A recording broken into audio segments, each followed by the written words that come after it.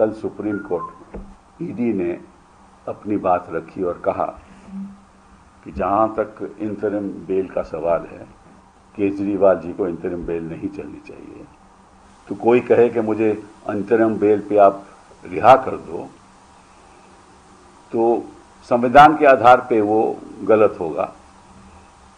और अगर कानूनी हक है केवल, तो कैसे कोई कह सकता है, क्योंकि उनके खिलाफ तो केस है और उसकी तफ्तीश हो रही है।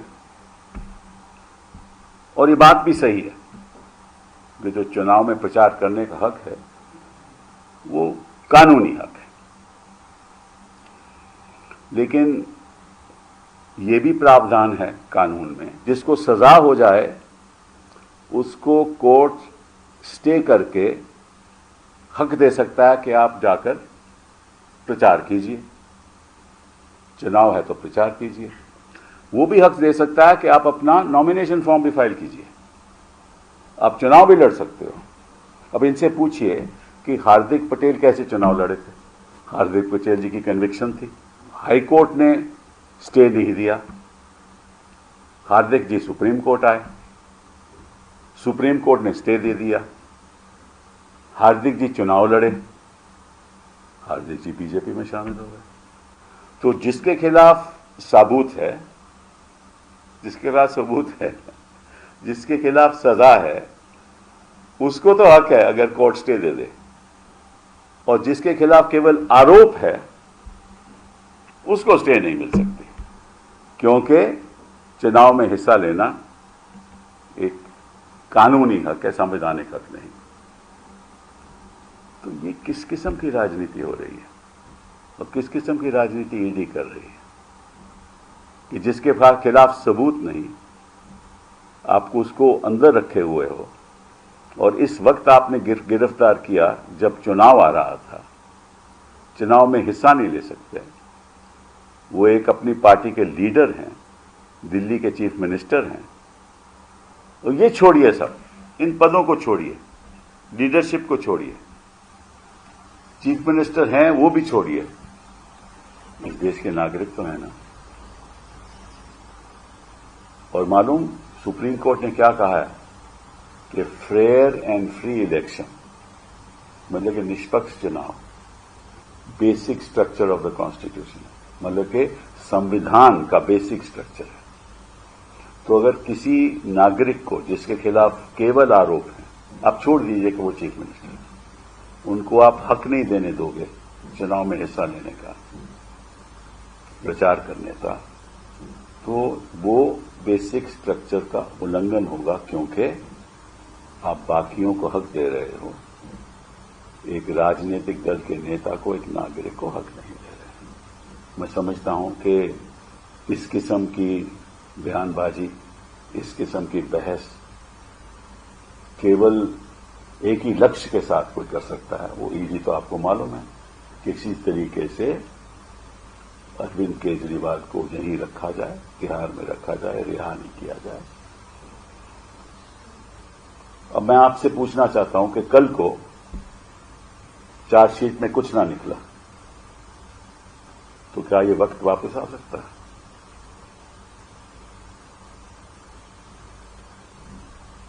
नहीं आ सकता ना।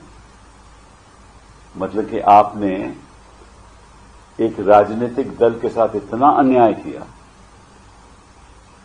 एक सरकार के साथ इतना अन्याय किया कि उसके चीफ मिनिस्टर को आपने तिहाड़ में रखा, कोई सबूत नहीं आज तक, कोई मनी ट्रेल नहीं, और ऐसे बयानों के साथ जो अप्रूवर बने, जिनके जो खुद अक्यूज्ड हैं, जो खुद आरोपी हैं, उनको आपने अप्रूवर बना दिया।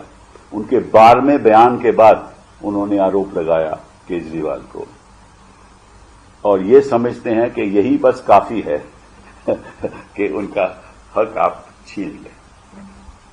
इससे ज्यादा मैं समझता हूं कि अन्याय किसी के साथ हो, ये होना नहीं चाहिए। और समाज को छोड़िए, कोर्ट की बात अलग है, समाज को इस बात को तो समझना चाहिए कि इन लोगों की मंशा क्या है।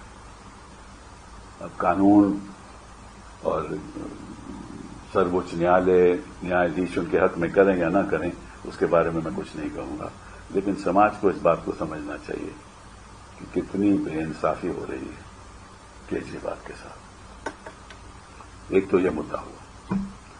दूसरा मुद्दा जो मैं उठाना चाहता हूं वो यह है कि कल अमित जी ने, मैं बहुत उनका आदर करता हूं, कहा कि ये जो चुनाव की लड़ाई है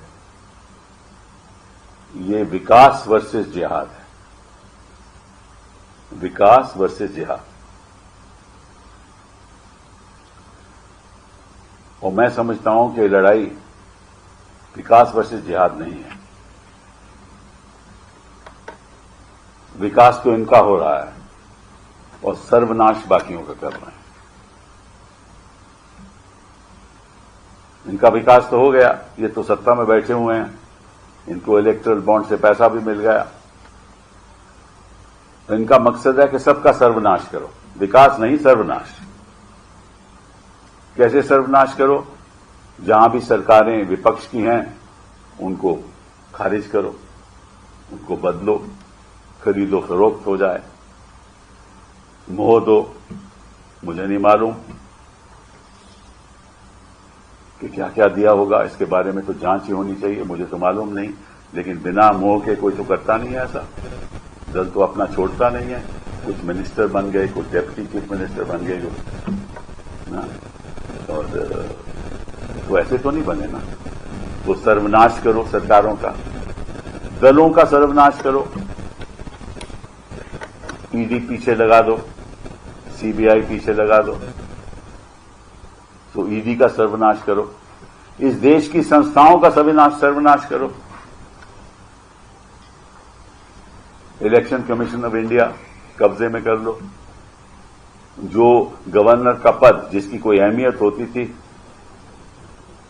उसकी अहमियत खत्म कर दो। शिक्षा के संस्थानों में कब्जा कर लो, वाइस चांसलर्स अपने लगा लो, और नेताओं को गिरफ्तार कर लो, दलों के खिलाफ कार्रवाई शुरू कर दो। और अगर कोई आपके खिलाफ बोले तो उसको यूएपीए लगा दो।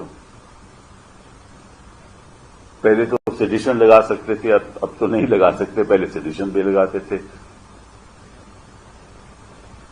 और ऐसे लोगों को चुनाव लड़ाओ जो शोषण करते हैं।